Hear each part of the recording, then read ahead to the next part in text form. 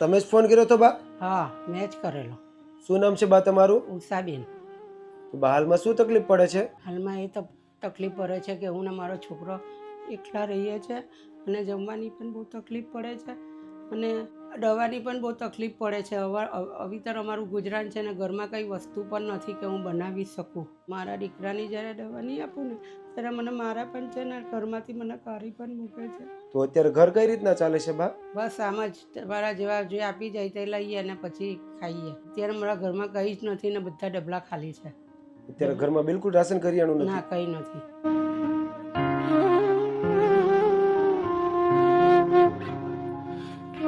જુઓ કંઈ નથી, શું બધું બા? ખાલી છે. જુઓ કંઈ નથી, બધું ખાલી છે.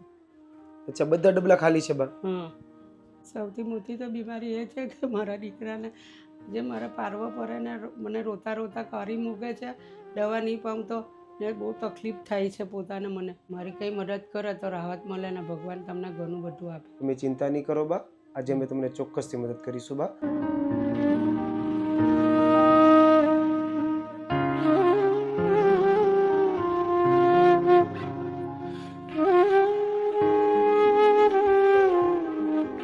જય હિન્દ દોસ્તો, સૌને મારા જય શ્રી કૃષ્ણ. હાલ અમે સુરતની અંદર હતા અને આજે કેવા વૃદ્ધ પરિવારની મુલાકાતે આવ્યા હતા. હાલમાં તો આ પરિવાર ઘણી બધી તકલીફો સાથે, ઘણી બધી પીડાઓ સાથે પોતાના દિવસો તો પસાર કરી જ રહ્યો છે. તો બસ આજે બા સાથે વાતચીત કરી અને બાની મદદ કરવાની કોશિશ કરીએ. તો બસ દોસ્તો, વિડીયો સાથે બન્યા રહીજો અને તમારા દરેક ગ્રુપમાં વિડીયોને શેર કરજો. તો બા, પહેલાં તો મારું નામ નિલેશભાઈ છે. તમારું શું નામ છે? ઉષાબેન. તો બા હાલમાં શું તકલીફ પડે છે? હાલમાં મને છોકરાની માનસિક બીમારી છે ને કે દવા નથી થતી, ઘરમાં કોઈ કમાવા વાળું નથી, મને પોતે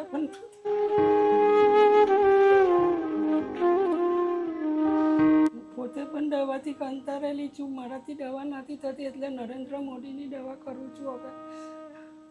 તો આજે ઘરમાં બીજું કોઈ નથી બા? કોઈ નથી.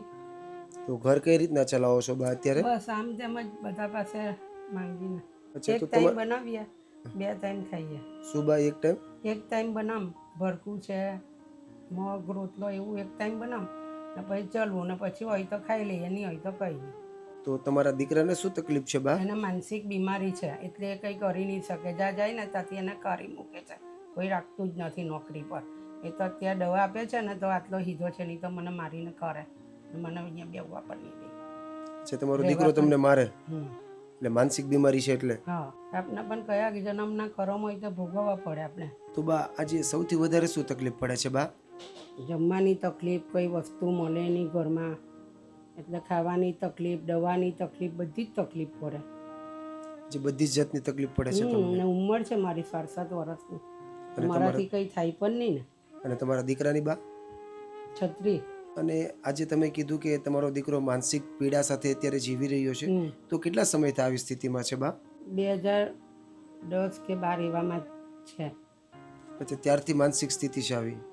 માનસિક બહુ મારતો હતો અમને લોકોને. મને મારતો હતો, એમાં તો ડાયાબિટીસ ને બધી બીમારી આવી. અચ્છા, તમારો દીકરો તમને મારતો હતો? એનું મગજ એવું તો એને થોડી ખબર પડે કે હું મારી માને મારું છું. તો ત્યારે તમે શું કરો? માર ખાઈ લે, એમને મને રહેવા નહીં દે તો પછી ગમે ત્યાં ઉતલે ચાલી જાઉં ને પછી પાછી આવું. અચ્છા, એટલે તમારો દીકરો તમને કાઢી પણ મૂકે? કાઢી મૂકે. પણ હું કરું, પેટે કાઢો પાકેલો પથ્થર હોય તો પણ રાખવો તો પડે. શું બા પેટે? પેટે પાકેલો હોય તો રાખવો તો પડે જ ને, કંઈ કરી થોડી મુકાય એને. એ વાત પણ સાચી છે. હે ને? આજે એ પોતે બીમાર છે એટલે આવું કરે છે. હા, ને પછી હું કાઢી મૂકું તો દુનિયા શું કહે કે છોકરાને નહીં સાચવો ને છોકરાએ આ કર્યું, મને પછી જીવવા પણ નહીં દે. તો આજે ઘરમાં તમે અને તમારા દીકરા સિવાય બીજું કોઈ જ નથી? ના, આપણે કરમ જે કરેલા આ જન્મના નહીં, ગયા જન્મના તે ભોગવવા પડે. અત્યારે અમે લેવા લાયક તો નથી પણ શું કરીએ, અમારી મજબૂરી છે. બહુ સહન કર્યું અને હવે તો સહન પણ નથી થતું મળતું. અને હવે એકદમ જ્યાં કંઈ મળે જ નહીં તો પછી શું કરવાનું, શું ખાવાનું? 86-87 કિલો વજન હતું, આજે 65 કિલો આવી ગયું. તો એનું કારણ? ટેન્શન. ખાવાનું તો 2 ટાઈમ જોઈએ ને, કંઈ નહીં સારું માતું નહીં પણ શાક રોટલો તો જોઈએ જ ને ભાઈ. આજે શાક રોટલો પણ નથી મળતો, તો અત્યારે ઘરમાં રાશન કરિયાણું છે કે? કંઈ નથી, બધું ખલાસ. બધું ખલાસ છે? કંઈ જ નથી. તો જમવાનું ક્યાંથી લાવો પછી? જે હોય તે બનાવું ને ખાઈએ. અત્યારે 10 રૂપિયાની દાળ મંગાવી, 10 રૂપિયાની લાપસી મંગાવી ને ભરકું બનાવું છું ને એ ખાઈ લઉં 2 જણા. ને આજે ઘરમાં બીજું કોઈ જ નથી કમાવું? ના. પણ ચિંતા નહીં કરો બા, આજે અમે તમને ચોક્કસથી મદદરૂપ થશું. ઠીક છે, તમે ચિંતા નહીં કરતા બા. તો દોસ્તો, તમે દરેક લોકોએ આ બાની વાત તો સાંભળી થશે. હાલમાં બા ઘણી બધી તકલીફો સાથે, ઘણી બધી પીડાઓ સાથે પોતાના દિવસો તો પસાર કરી જ રહ્યા છે. બાને એક દીકરો છે અને એકનો એક જ દીકરો છે, એ પણ માનસિક બીમારી સાથે પીડાઈ રહ્યો છે. અને દીકરાની ઉંમર 36 વર્ષની છે અને 2010થી અત્યાર સુધી એમની માનસિક બીમારી છે. અને દીકરો ક્યારેક ક્યારેક તો બાને મારે છે, બાને કાઢી મૂકે છે અને ઘણી બધી તકલીફો સાથે અત્યારે આ પરિવાર જીવી રહ્યો છે. તો આપણા દરેક લોકોને એક નૈતિક ફરજ બને છે કે આવા લોકોને હંમેશા સપોર્ટ કરવો જોઈએ. આજે બાએ કીધું એ પ્રમાણે કે મારા ઘરમાં અત્યારે કંઈ પણ અનાજ કરિયાણું નથી, હું 10-10 રૂપિયાની વસ્તુ લાવીને અત્યારે મારા ઘરનું ગુજરાન ચલાવું છું. તો દોસ્તો, હર હંમેશા માટે આવા લોકોને હંમેશા સપોર્ટ કરવો જોઈએ, જેથી કરીને આવા લોકોને જે પણ તકલીફ પડતી હોય એમાં બહુ મોટી રાહત મળે. તો અત્યારે તો બાને જે પણ તકલીફ પડી રહી છે એમાં આજે આપણે સપોર્ટ બનવાની કોશિશ કરીએ. તો બસ દોસ્તો, વિડીયો સાથે બન્યા રહેજો અને તમારા દરેક ગ્રુપમાં વિડીયોને શેર કરજો. અત્યારે આ પરિવારને આપણે મદદરૂપ થવાની કોશિશ કરીએ.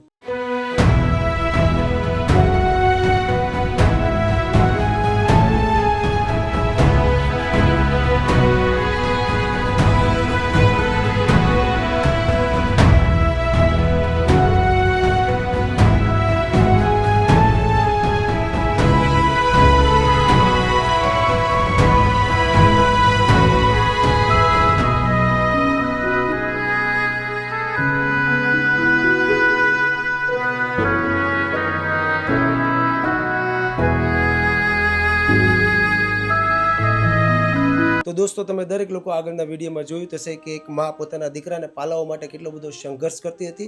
આજે એક મા પાસે 2 ટાઈમ જમવાની પણ વ્યવસ્થા નહોતી અને ઘણી બધી તકલીફો સાથે આ પરિવાર કંઈક જીવી રહ્યો હતો અને ઘણી બધી બીમારીઓ સાથે તો લડી જ રહ્યો છે.